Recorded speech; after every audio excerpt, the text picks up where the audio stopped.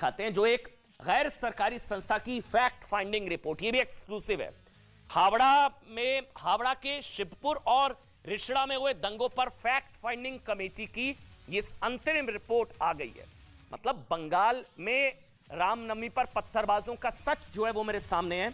और इस रिपोर्ट में क्या है, मैं एक बार जल्दी से आपको पढ़ देता हूं, आपको समझ में आ जाएगा कि ये पूरी तरह से प्लान्ड थी।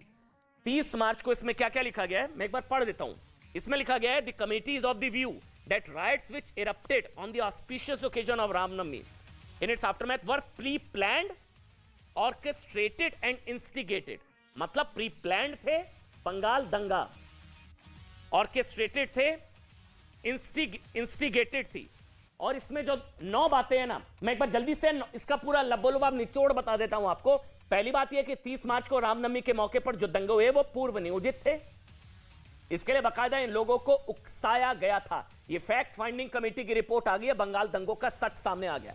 दूसरा, इन दंगों के लिए मुख्यमंत्री ममता बनर्जी के वो बयान भी जिम्मेदार थे जो उन्होंने रामनवमी से पहले और उसके बाद दिए थे। ये हम नहीं कह रहे हैं, ये फैक्ट फाइंडिंग कमेटी की रिपोर्ट है, गैर सरकारी संस्थान की फैक्ट फाइंडिंग कमेटी की रिपोर्ट। तीसरा, जब ये सब हो रहा था तो राज्य की पुलिस नदारद थी, यानी कि पुलिस ने समय से एक्शन नहीं लिया। फैक्ट फाइंडिंग कमेटी, तीसरा पॉइंट। चौथा, यह आरोप गलत है, यह फैक्ट फाइंडिंग कमेटी की रिपोर्ट बता रही है कि आरोप गलत है कि शोभा यात्राएं बिना इजाजत के निकाली गई। फैक्ट फाइंडिंग कमेटी की रिपोर्ट के मुताबिक शोभा यात्रा निकालने के लिए बाकायदा पुलिस से इजाजत और सुरक्षा दोनों मांगी गई थी, लेकिन पुलिस यात्रा को सुरक्षा देने में नाकाम रही। पांचवा पॉइंट, पश्चिम बंगाल की मुख्यमंत्री ने इस दौरान जो बयान दिए वो सबसे इंपॉर्टेंट है।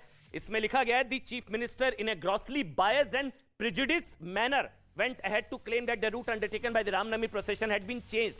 मतलब मुख्यमंत्री की तरफ से गलत दावे किए गए, वो पक्षपाती थे और एक पक्ष को भड़काने वाले और दूसरों को दोषी बताने वाले थे।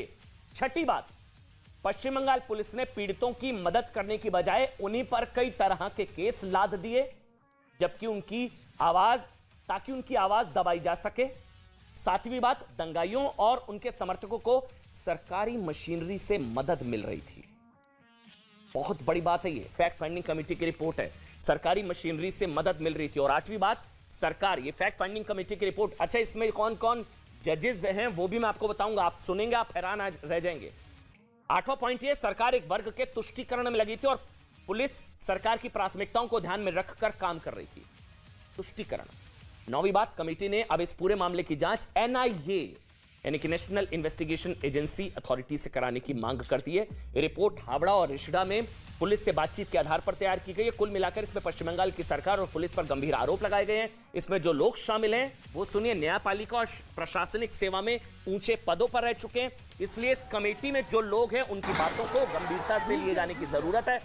सुनिए कौन कौन है इस कमेटी में। जो रिपोर्ट मेरे हाथ में है, ये interim report of the fact finding committee on violation of human rights on the rights on the occasion of Ram Navami in state of West Bengal.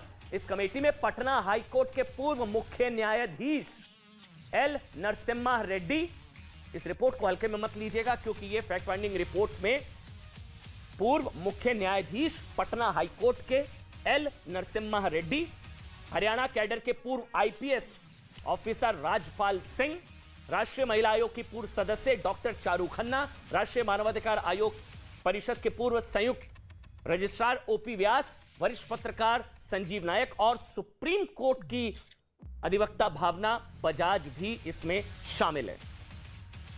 किसी का आलोचना नहीं करते, लेकिन head of the state must treat all the people equally. तुम वो करो, हम ये करेंगे, तुम हम का बात करें तो वही हम जो लोगों से मिले वो भी बोल रहे थे, ये हमारे मुख्यमंत्री के लिए हम तुम बन गए और वो लोग हम बन गए। ये ऐसा वो लोग पूरा डर में थे। अभी तक कई लोग घर छोड़ के आए बाल बच्चे के साथ, अभी तक वो वापस नहीं लौटे। ये बहुत भयानक स्थिति है, ये ऐसा नहीं होना था। जो पूरा दंगा हो गया ना, लोग बोल रहे थे वहाँ से दंगा होने के बाद वो खड़े वो लोग चले गए, बाकी लोगों के ऊपर ये लाठी चार्ज और टीयर गैस चलाते जरे, और ये they will try to hush up everything. ये पॉलिटिकल इन्वॉल्वमेंट के बगैर ये नहीं चलता। और इससे भी ज़्यादा ये कॉन्स्पिरेसी लेवल एक नेशनल सिक्योरिटी का इशू भी इन्वॉल्व है। इसीलिए हम कल प्रेस कॉन्फ्रेंस में बोला ये this a case to be examined as to whether it should be given to NIA का। एक ये अलग अलग चीज नहीं है ना। एक वैसे फैक्ट फाइंडिंग कमेटी की रिपोर्ट आने के बाद भी पश्चिम बंगाल की मुख्यमंत्री ममता बनर्जी अपने पुराने बयानों पर कायम है और आज का बयान है, अभी भी वो कह रही है कि नमाजियों को भड़काया गया था। वो कह रही हैं नमाजियों को भड़काया गया था, वो इस पूरी हिंसा की जिम्मेदार बीजेपी को बता रही हैं। ये फैक्ट फाइंडिंग कमेटी की रिपोर्ट आने के बाद आज का ममता बनर्जी का बयान आपको सुनना चाहिए। Only the incident came because of the BJP. They changed the timing without the permission. They have done it. Because High Court told you cannot say anything, that's why after the 6th I didn't say anything.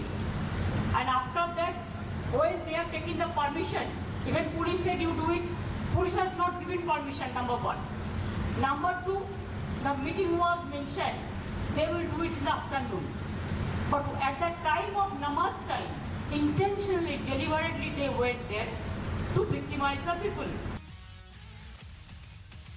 Mamata Banerjee कह रही है नमाजियों को भड़काया गया था, जानबूझकर नमाज कर रहे लोगों को उकसाया गया, जिसके एवज में हिंसा हुई। और यही फैक्ट फाइंडिंग कमेटी की रिपोर्ट यह दावा कर रही है कि दरअसल एक पक्षीय बयान ममता बनर्जी का इस हिंसा के लिए जिम्मेदार ये फैक्ट फाइंडिंग कमेटी। वैसे इस फैक्ट फाइंडिंग कमेटी के सदस्यों का यह भी आरोप है कि जब ये 8 और 9 तारीख को हावड़ा और रिषड़ा में पीड़ितों से मिलने की कोशिश कर रहे थे तो इन्हें स्थानीय पुलिस द्वारा रोक दिया गया। उन्हें भी डर था संभवतः सच सामने आ जाएगा। कमेटी के सदस्यों का कहना था कि वो धारा 144 का उल्लंघन नहीं कर रहे थे, बल्कि उन्हें रोका गया।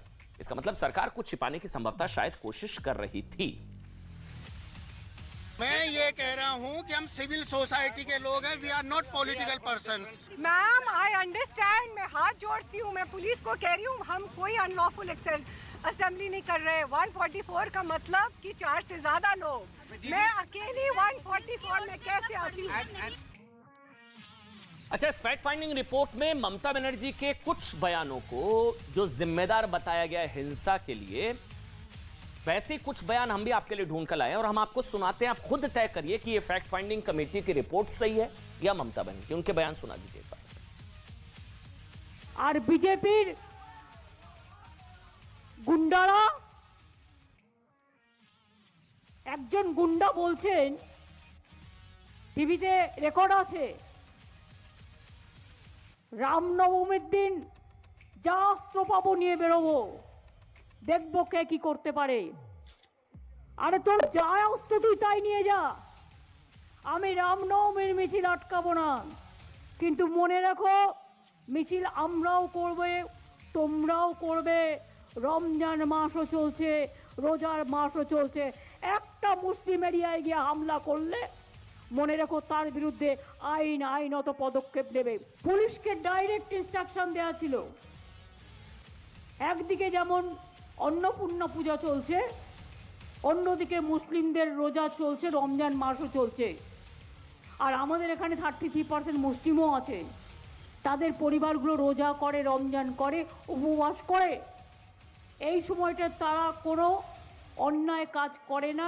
আমরা বজরংবলীকে সবাই সম্মান করি, কিন্তু ওরা যেন দাঙ্গার নামে আবার কোনো প্ল্যান করতে না পারে, এটা মাথায় রেখে দেবেন। আপনারা দেখেছেন রামনবমীর মিছিল করতে আমরা কাউকে বাধা দিইনি।